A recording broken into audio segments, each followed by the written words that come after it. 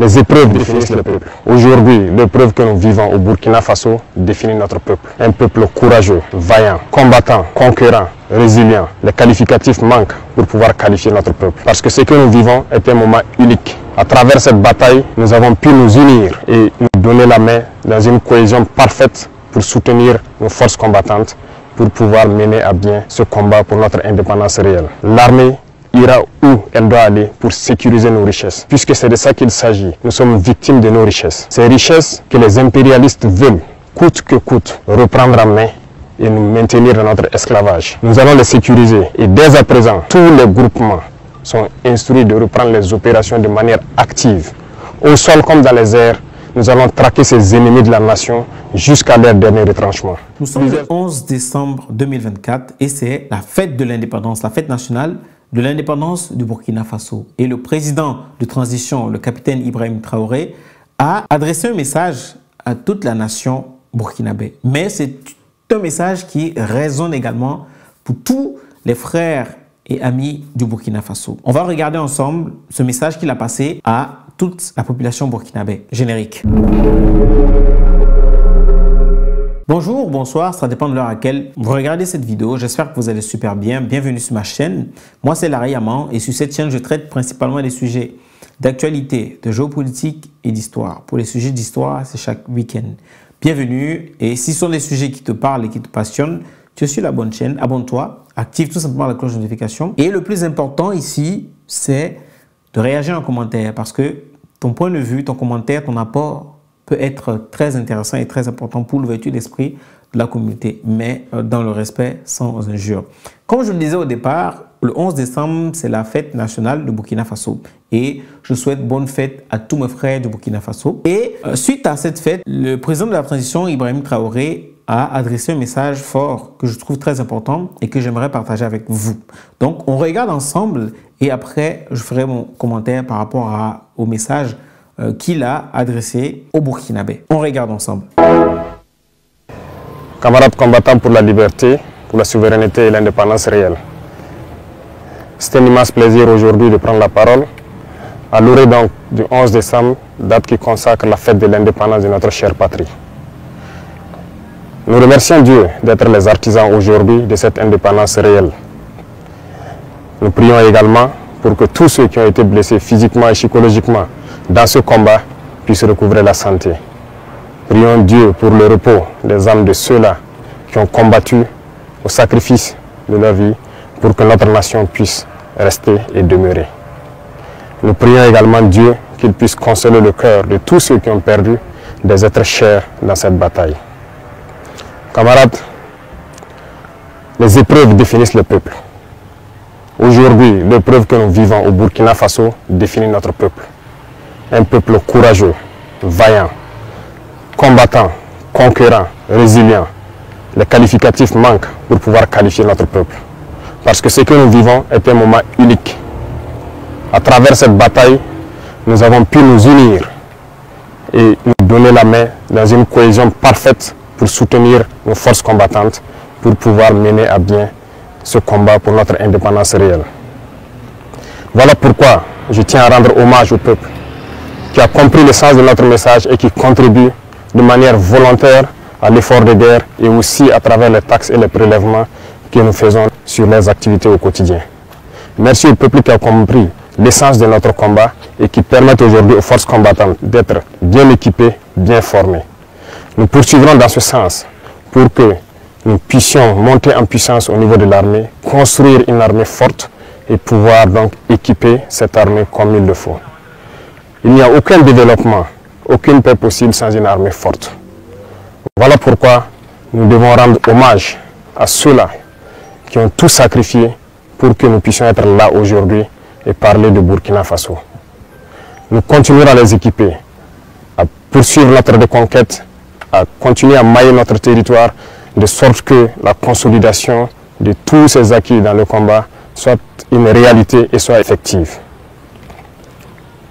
Camarades, il arrive des moments donc dans l'histoire d'un peuple que ces situations arrivent.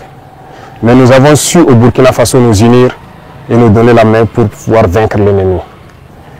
Les combattants aujourd'hui sont fiers et continueront leur mission pour recouvrer l'intégralité de notre territoire et pouvoir donner vie à notre nation. L'armée ira où elle doit aller pour sécuriser nos richesses, puisque c'est de ça qu'il s'agit. Nous sommes victimes de nos richesses. Ces richesses que les impérialistes veulent, coûte que coûte, reprendre en main et nous maintenir dans notre esclavage. Nous allons les sécuriser et dès à présent, tous les groupements sont instruits de reprendre les opérations de manière active. Au sol comme dans les airs, nous allons traquer ces ennemis de la nation jusqu'à leur dernier retranchement. Plusieurs opérations ont d'ores et déjà commencé et vont s'intensifier. Nous allons les poursuivre jusqu'à leur dernier retranchement et les éliminer jusqu'au dernier. La seule chose qui puisse prévaloir pour qu'ils puissent survivre, c'est qu'ils se rendent à nos différentes forces en déposant les armes et leur logistique. Le cas échéant, combattez-les jusqu'au dernier. Parce que le Burkina Faso n'abandonnera jamais. Le Burkina Faso n'abdiquera jamais. Le Burkina Faso va combattre. Nous sommes un peuple fier, combattant, guerrier et digne. Et nous continuerons dans ce sens. Tous ceux qui rêvent de voir le Burkina Faso à genoux pour espérer nous ramener dans l'esclavage doivent comprendre qu'ils ont échoué. Parce que ceux qui ont risqué leur vie hier nous ont instruits de continuer le combat jusqu'à notre liberté totale et notre indépendance. Voilà pourquoi je tiens à remercier tout un chacun, burkinabé de l'intérieur et de l'extérieur, qui continuent de contribuer à l'effort de guerre, de poursuivre leur démarche et que nos forces armées puissent atteindre le niveau que nous escomptons, sécuriser nos populations et nos terres. Merci à tous et je souhaite donc que cette fête d'indépendance soit un moment de méditation, que chacun médite sur l'indépendance réelle et pouvoir apporter ce qu'il peut apporter pour que notre Burkina Faso rayonne en Afrique et dans le monde. Le Burkina Faso reste et demeure. Vive le Burkina Faso, vive les vaillantes forces combattantes. Que Dieu les protège, que Dieu veille sur eux dans toutes leurs missions, sur toute l'étendue du territoire. Que Dieu fasse en sorte que l'année 2025 soit l'année de notre victoire finale sur l'ennemi. Merci à tous. La patrie ou la mort, nous vaincrons. Alors, ce message que le président de la transition, le capitaine Ibrahim Traoré, donne à son peuple, c'est vraiment un message très précis, sans détour, mais il est franc dans ce qu'il raconte. En fait, moi, tout ce que je retiens, c'est que dans cette traversée du désert, j'ai envie d'appeler pour le Burkina Faso, les Burkinabés sont plus que soudés. Les Burkinabés sont plus que unis face à ce qu'ils traversent, face à ce qu'ils rencontrent. Quand on est un pays où nous sommes dans un pays, qu'on se dise la vérité, le Burkina Faso est en guerre. Pas seulement que contre les djihadistes, contre beaucoup de puissances extérieures d'Afrique et même certaines puissances africaines, certains pays voisins.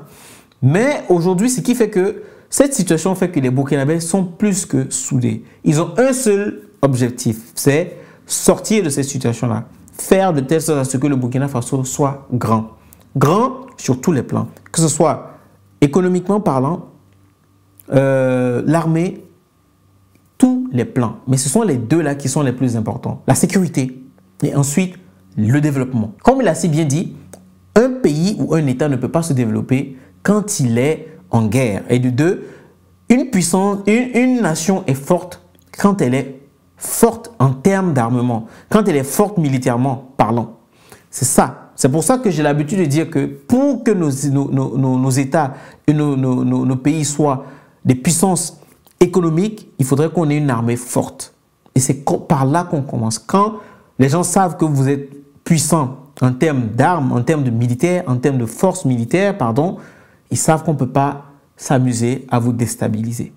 C'est de ça qu'il s'agit. Donc, il fait passer ce message. C'est très bien que le Burkina aujourd'hui est en train de traverser des moments très difficiles.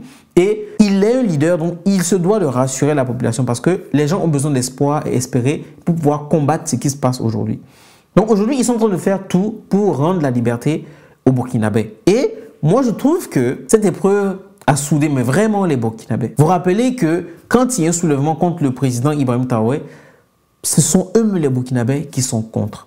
Il y a toujours les brebis galeuses, hein, donc vous entendez les détournements des gens en interne qui veulent déstabiliser le Burkina Faso.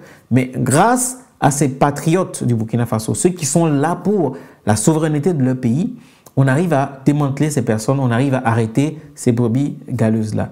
Il a si bien dit, c'est qu'aujourd'hui, ils savent très bien que dans le combat dans lequel ils se sont lancés, le chemin qu'ils ont pris, ils ne peuvent plus faire marche arrière. Ce n'est pas possible.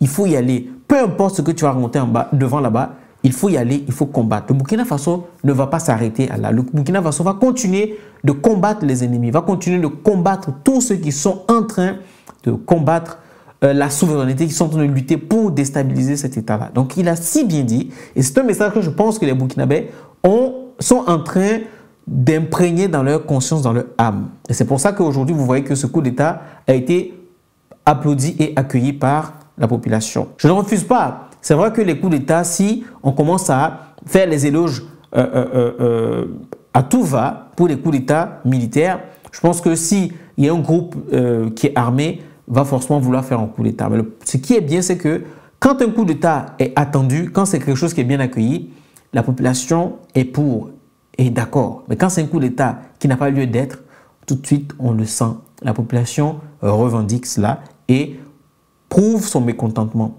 Et fait savoir qu'il n'est pas d'accord avec ce coup d'État. On a des coups d'État, on a plusieurs types de coups d'État.